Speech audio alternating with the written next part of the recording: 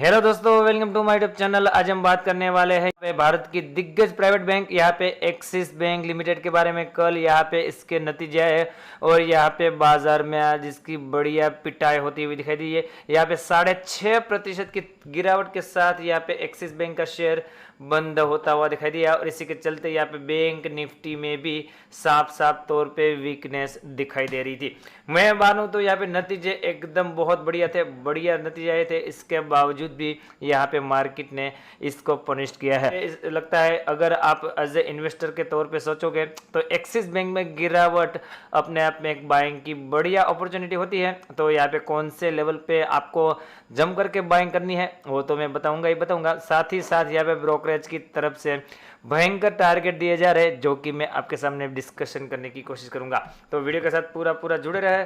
Video अच्छा लगा हो तो लाइक का बटन बिल्कुल दबाइए। सबसे पहले एक ओनली हाईलाइट प्रेजेंट करना चाहूंगा कि नतीजे कैसे रहे थे आईएफएल सिक्योरिटीज की वेबसाइट पे। यहाँ पे देखें जो क्वार्टर 2 में प्रॉफिट यहाँ पे आया था वो 3133 करोड़ जो कि हाईएस्ट एवर आया था और यहाँ पे 84% से भी ज्यादा की ईयर ऑन ईयर इसमें राइजिंग आई थी। इसके बावजूद बात करें तो एनआईए में भी 8% की तेजी थी और यहाँ पे बात करें नेट इंटरेस्ट मार्जिन में भी 3.5% के आसपास की यहाँ पे बढ़ोतरी दिखाई दे रही थी। और सबसे मेन बात करूं तो यहाँ पे जो एनपीएस में बहुत ज्यादा कटौती आती हुई दिखाई दे रही थी। तो सभी के सभी पहलू अपने आप में बहुत बढ़िया थे। इसके बावजूद भी यहाँ पे एक्सिस बैंक भयंकर गिरावट के साथ बंद होता हुआ दिखाई दिया और मुझे लगता है यहाँ पे गिरावट को आपको एज ए मौके के तौर पे देखना चाहिए और यहाँ पे दबा करके बाइंग करने का बढ़िया मौका है। यहाँ पे बात करूं तो सबको पता होगा कि यहाँ पे अच्छे रिजल्ट आए तो बढ़िया तेजी आएगी, परंतु जो नॉर्मल आदमी सोचता है वैसा बाजार में होता नहीं। इसी के चलते मुझे लगता है ये बड़े ऑपरेटर का गेम है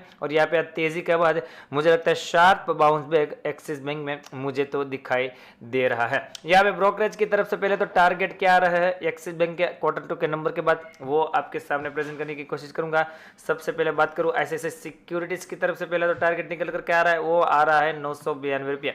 मतलब कि मान करके चलिए कि 1000 के लेवल के आसपास यहाँ पे ऐसे सिक्योरिटीज इसको जाता हुआ दिखाई दे रही है और यहाँ पे दूसरे जो ब्रोकरेज हाउसेस है उसकी तरफ से बढ़िया टारगेट निकल करके आ रहे हैं जो कि मैं आपके सामने प्रेजेंट करने की कोशिश करूंगा। यहाँ पे बात करूं जेफरीज तो जेफरीज ने भी यहाँ पे जो टारगेट था पहले 910 का उसको बढ़ा करके 1020 का कर दिया है।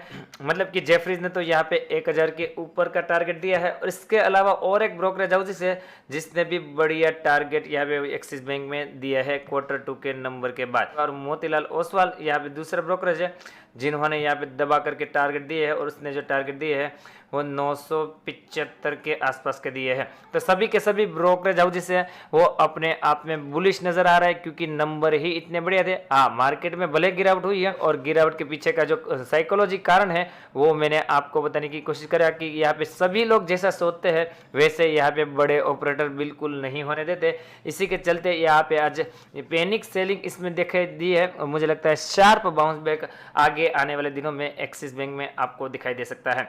यहाँ पे मैनेजमेंट की तरफ से और एक जो डिसीजन है वो लिया गया है Rajiv Anand 11 as a deputy managing director at Axis Bank. मतलब कि मैनेजमेंट की तरफ से यहाँ पे एक अप्रूवल दिया गया है जो राजीव आनंद को एज ए मैनेजिंग डायरेक्टर के तौर पे बैंक में नियुक्त किया गया है। ऐसा भी बैंक की तरफ से आज बयान निकल करके आ रहा है। मैं आपको चार्ट पे लेके जाना चाहूंगा, चार्ट पे सिचुएशन क्या है वो बताने की कोशिश करूंगा ताकि आपको पता चले कि यहाँ पे इस गिरावट के बाद जो खरीदारी का असली लेवल है वो कौन सा है। यहाँ पे देखिए बड़ी गिरावट 850 870 के आसपास का हाई बना रहा था और इसके बाद आज की रेड कैंडल देखिए बाबूजी बहुत बड़ी कैंडल है। मुझे लगता है 765 से लेके यहाँ पे 750 का जो जोन है वो स्ट्रॉन्ग सपोर्ट जोन है और यहाँ से ही एक्सिस बैंक घूमता हुआ आपको नजर आएगा। तो आपको 770 के आसपास से ही बाइंग चालू कर देनी है और यहाँ पे धीरे धीरे करके 750 के लेवल तक आपको थोड़ी थोड़ी क्वांटिटी में बाई करनी है। अगर यहाँ पे इतने नीचे तक आता है मुझे लगता है 765 760 के लेवल से ही एक्सिस बैंक आपको घूमता हुआ नजर आएगा। तो इस लेवल को आपको बिल्कुल वॉच आउट करना है। यहाँ पे इस लेवल पे आपको एक्सिस बैंक को बिल्कुल नहीं छोड़ना है। ऊपर की तरफ आप अपना प्रॉफिट 850 के आसपास बिल्कुल बुक कर सकते हो अगर शॉर्ट टर्म के लिए लिया है। बाकी लॉन्ग टर्म वाले तो बिल्कुल यहाँ पे एक्सिस बैंक को होल्ड करके रख सकते हैं। यहाँ पे आरएसआई का लेवल में शार्प डिक्लाइन 46 के आसपास की है तो आरएसआई का लेवल वीक होता हुआ नजर आ रहा है। इसके पीछे का कारण भयंकर गिरावट की सिचुएशन जो एक्सिस बैंक में देखने को मिली, इसी के चलते आरएसआई का लेवल भी वीक हो गया है। यहाँ पे देखिए आज कारोबार कैसा हुआ और डिलीवरी किस तरह की यहाँ पे उठती हुई दिखाई दी। इतनी भयंकर गिरावट के बाद वो आपके सामने प्रेजेंट करने की कोशिश करूंगा। एक्सिस बैंक लिमिटेड यहाँ पे देखिए 787 रुपये के आसपास क्लोजिंग, हाई 840 का हालांकि बनाया और लो 785 का बनाया, एकदम लो के आसपास क्लोजिंग। यहाँ पे देखिए क्वांटिटी 3,96,00,000 शेयर की, जिसमें से 1,80,00,000 शेयर की डिलीवरी।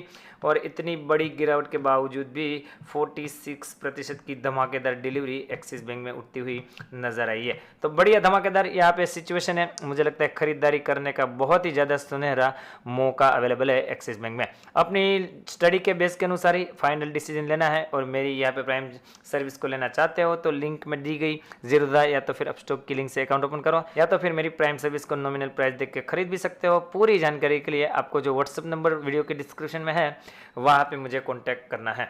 आई होप कि वीडियो आपको यूजफुल हुआ होगा। मिलते हैं अगले और वीडियो के साथ, तब तक के लिए thank you again for watching this video.